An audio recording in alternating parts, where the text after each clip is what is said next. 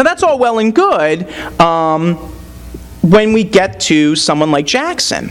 And as I argue in the book, Jackson is not a man with fully thought political ideology. This is not a man who has sat down and reasoned out in the way that a Hamilton or a Jefferson might have his political positions. Jackson is the original shoot from the hip. The original, what was George Bush, a gut politician? He knows what he believes, he knows what he thinks, but translating that into policy is incredibly difficult. And so Jackson's first term in office, the Jacksonian administration takes a variety of contradictory stances on the bank. It says to the bank, well, maybe we'll recharter you in 1836, or, maybe we'll modify the charter, or maybe we'll leave it up to Congress. Now, partially, this is because Jackson's a very shrewd politician. You don't become President of the United States if you're a rube. You have to be an incredibly shrewd politician. And Jackson knows the bank issue is incredibly explosive. But in part, it reflects the fact that he is the head of this incredibly diverse coalition of Democrats who have a wide range of views on this issue, that he himself doesn't have a coherent set of policies toward the bank, and most importantly, no one has done a good job of thinking about what happens if we get rid of the bank. And we're going to come back to that issue in just a moment. But I want to talk just briefly about the role that state politics plays in all of this. When Hamilton founds the first Bank of the United States, there is something like 3 banks in existence in the United States. When we flash forward to the 1820s, states have been chartering banks at a record pace, in large part because they can extract concessions from those banks. You can give a state charter to a bank that grants you essentially monopoly privileges in exchange for you giving the legislature a low-interest loan and at various times being called upon to finance state projects. So the states had every incentive to charter a whole bunch of banks as a way of, shifting the tax burden from citizens to these corporations. Corporations, these banks, of course, enjoyed monopoly privileges, so it was a very, very effective system. That being said, you have the Second Bank of the United States, which beginning in the 1820s begins to exercise a really effective management of their credit mechanisms, these state banks' credit mechanisms. And so there is some pushback against the Second Bank of the United States, a lot of it headquartered in New York. And so on the one hand, the Second Bank of the United States is going to be incredibly popular in Pennsylvania because, of course, it's headquartered in Philadelphia.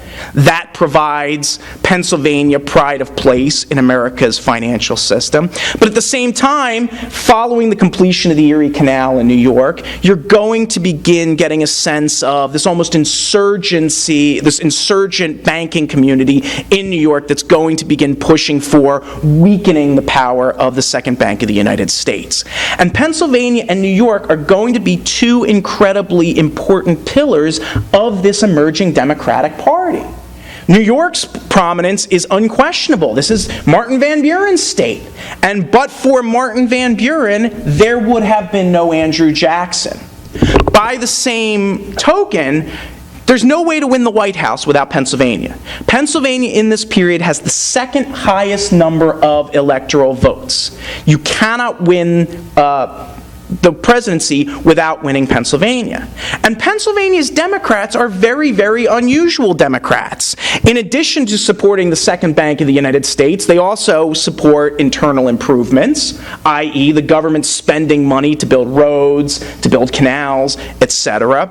And they support a high tariff. And if you know anything about the Democratic Party in this period, a high tariff and internal improvements are totally verboten. And at various times, I don't have the quote in front of me, Martin Van Buren talks about how the Democrats in Pennsylvania don't actually seem to be Democrats. They just seem to be Whigs that end up voting for Jackson.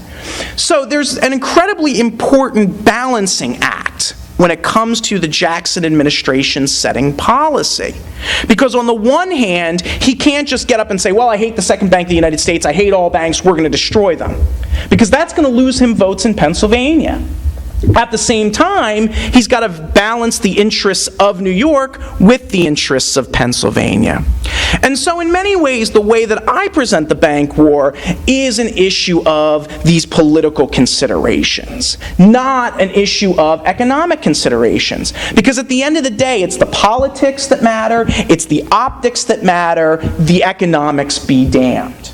And particularly when we get to Jackson's second administration, when he won't have to stand for re-election, that becomes even more so, because he's more concerned about paving the way for Martin Van Buren to succeed him. The bank war creates a more partisan age. It gives birth to the modern two-party system. The Democratic Party that we have today is a direct descendant of that Democratic Party, as Republicans delight in reminding us, because, of course, in that day, this was the party of pro-slavery. You get the emergence of the Whig Party, whose sole program is opposition to Andrew Jackson. They don't know what they're for, but they know what they're against. They're against Andrew Jackson. And from that period on, with a very small number of notable exceptions, we have a two-party system in this country that structures our political discourse, that structures our political ideas about how the country is going to be run. So it's an incredibly important moment in American history. Now, why did I choose to write this book at this time? I think the best projects are the ones that grow out of my teaching. I consider myself first and foremost an educator. And classroom teaching is the great joy of my life. And this book, I can actually point to the moment where this book, the idea for this book came about. I was lecturing on the Jacksonian period in my History 101 course at Ohlone College in the spring of 2013. And at that point, my daughter had just been born, and my third book, The Homestead Strike, was just then coming out. And we were talking about Jacksonianism, partisanship, etc. And the students were really engaged. I mean, how can you not love the Jacksonian period? How can you not love Andrew Jackson, this coarse, backwoods, brawling bully, right?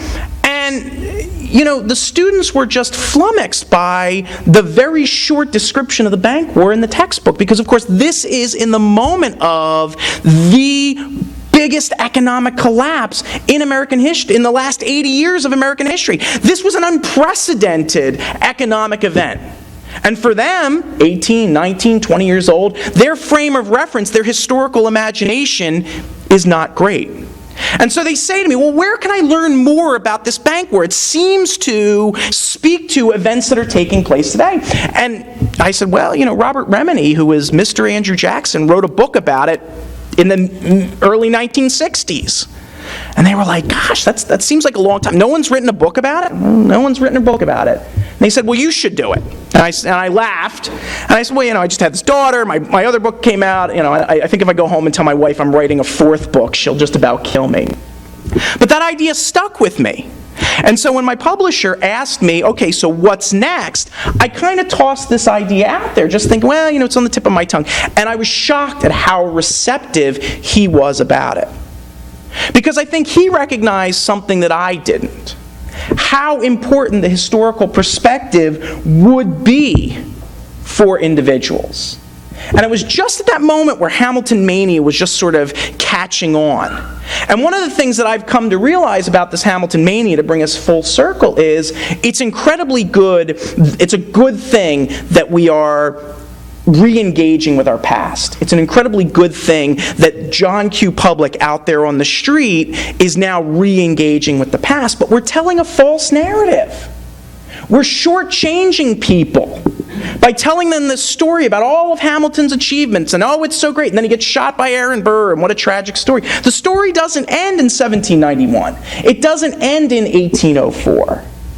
And that unless we then take it up through 1811, and take it up through 1832, and take it up through 1836, and then take it up through 1913, We have left people with a really flawed understanding of what this stuff was all about. It becomes trivia to impress their friends rather than knowledge to make informed political decisions. And that brings me back to what I think of my role as a historian, as an educator. I think that's what we should be doing. And I think books like The Bank War are really about engaging that broader public. And so I'm hopeful that it will start a larger conversation about the federal government's role in the economy, about the role of central banking, and about the role that politics plays in policy. And that, to me, is the takeaway, that all policy is political and that all politics is people. And so that's where we are. Thank you very much for your time.